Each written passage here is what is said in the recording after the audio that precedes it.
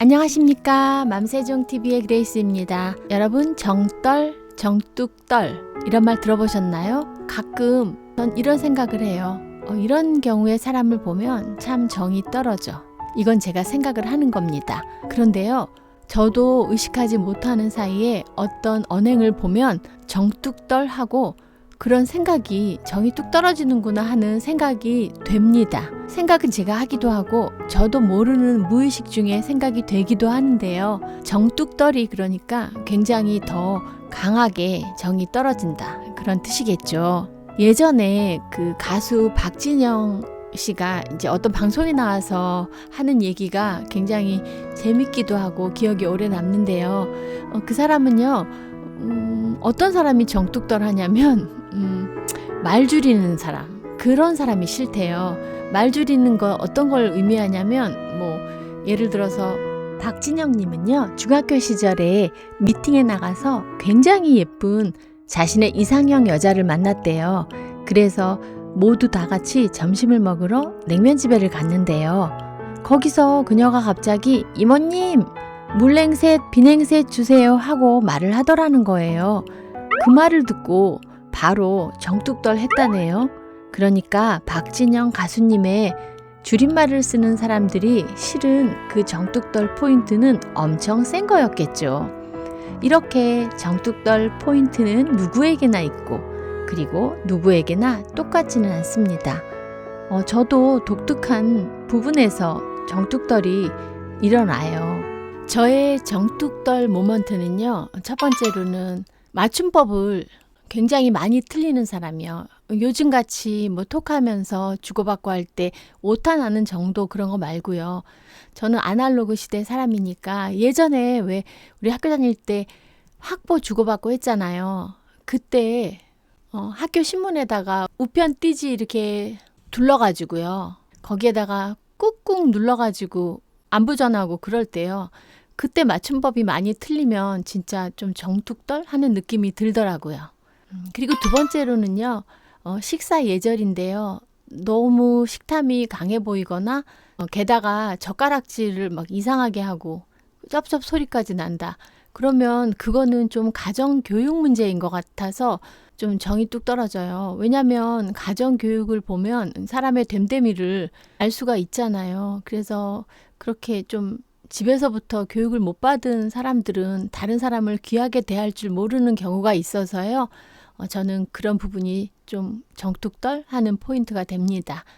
세 번째로는요, 종량제 봉투에 숨어 있는 이기심을 보면 좀 그 사람이 달리 보여요. 어떤 의미냐면 우리가 쓰레기 봉투 종량제 사서 쓰잖아요. 10리터, 20리터 종류가 여러 가지 있는데 그거 꽉 채우면 알뜰하고 좋은 거 아니냐 그렇게 생각할 수 있는데요.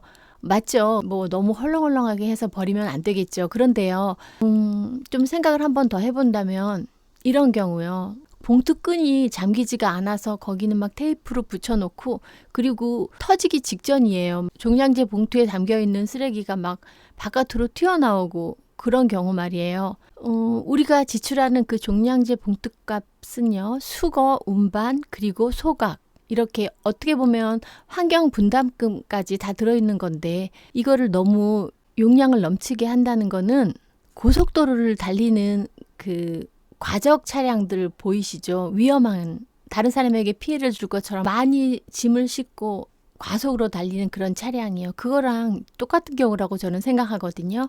자신이 내는 비용에 비해서 더 누리려고 하는 아주 작은 의미가 담겨 있는 그런 이기심이 보여지기 때문에 좀 그게 안 좋아 보여요.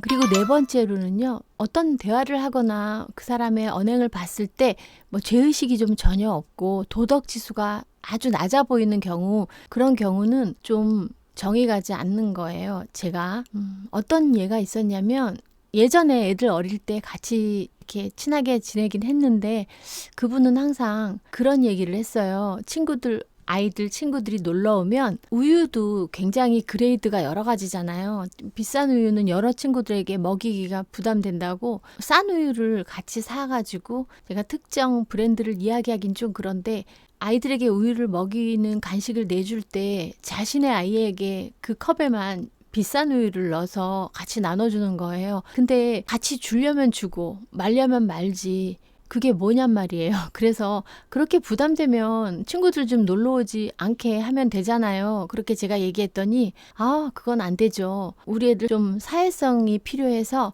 친구들 오는 것은 언제든지 문 열고 환영이래요. 이게 자녀를 위한 건지 진짜 의심이 되더라고요. 그리고 5번째로는요, 나 몰라. 몰라.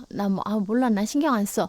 막 이렇게 이야기하는 거 있잖아요. 굉장히 무책임해 보이고, 성격이 좋아 보인다기보다 상대적으로 제가 피곤감을 느끼게 신경을 너무 안 쓰는 사람 있잖아요. 너무 예민한 것도 그렇지만 너무 무신경한 거. 그런 사람들이 막상 자기 일에 얽히면요, 급 예민해진다고요. 그리고 그 다음에 또 뭐가 있을까요? 알면서 모른 척 하는 경우. 보통 말이 많고 막 아는 척 하는 것도 문제지만 자신이 어떤 주장을 하고 또 필요한 말을 할 때도 뭔가 지나치게 조심스러워서 모른 척 하는 거 있잖아요. 알면서도 모른 척 하는 거. 그런 사람들이 이제 많으면 우리 사회가 밝은 사회로 가기는 어렵거든요. 일상생활에서 돌아보다 보면 그런 경우를 많이 만나는데요.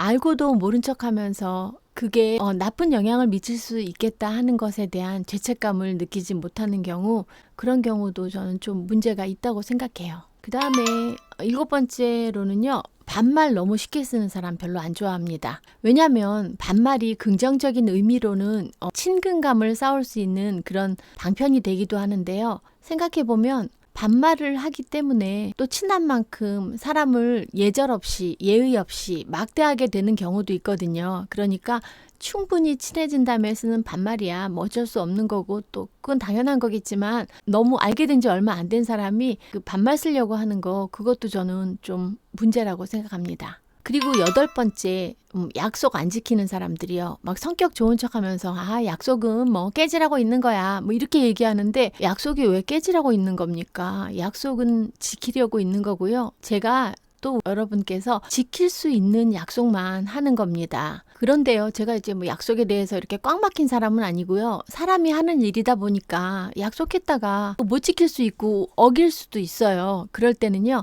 반드시 명확한 사과를 하고요. 그리고 그 약속을 변경하면 그건 충분히 이해 가능합니다. 단 한 가지 사과에서 가장 중요한 건 뭔지 아세요? 시기입니다. 사과를 해야 되는 시기를 놓치면 그 사과는 절대 받아들여질 수가 없어요. 그 다음에 제가 정뚝떨 하는 사람은 누구냐?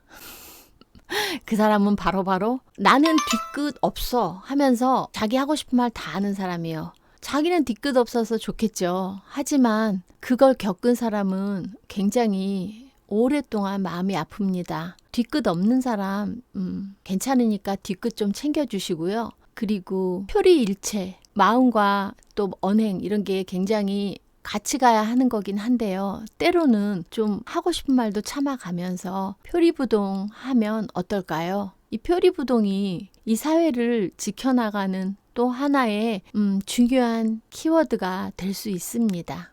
그리고 마지막으로 하나만 더 해볼게요. 마지막은요. 기회주의자? 요즘 간제비라고 하는 말 기회주의자를 의미하는 건데요. 이럴까 저럴까 자기 어떤 판단해서 행동하는 게 아니라 이게 유리할까 저게 유리할까 간을 보는 건데 간 보다가 세월 다 갑니다. 제가 정뚝떨 포인트를 10개나 말했는데요. 저라고 다 피해갈 수 있을까요? 박진영 님이 아이돌 이치에게 만들어준 곡 제목이 마피아예요. 마침내 피해갈 수 없는 아침이었죠. 그가 줄임말을 싫어한다면서 이렇게 줄임말을 제목으로 썼다니요. 저도 스스로를 돌아보는 기회를 가져볼 수 있어서 참 좋은 시간이었어요. 여러분의 정뚝떨 에피소드를 댓글에 적어주세요. 우리 모두가 함께 나누면 도움이 될 겁니다. 무더운 여름날의 시원한 이벤트는 고정 댓글 확인요. 감사합니다. 자주님들 자주 오세요. 안녕.